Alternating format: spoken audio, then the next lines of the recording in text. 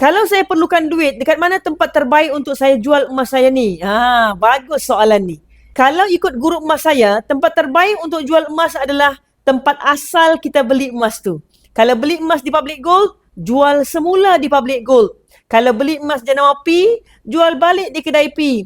Kalau beli jenama H, jual balik di kedai H. Kalau beli emas T, jual balik di kedai emas T. Sebab apa?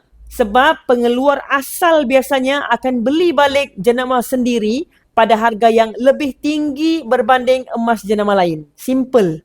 Tapi kalau tuan puan ada emas jenama lain dan kedai asal tak mau beli emas tu, jangan risau.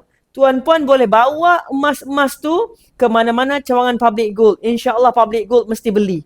Dengan syarat emas 999 dan emas tu berat dia lebih 0.5 gram.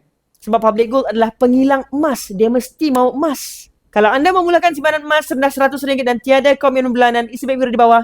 Saya bantu sampai akhirnya anda boleh fizikalkan emas macam ni. Follow for more tips. Moga kekayaan anda terus berkembang dengan ilmu.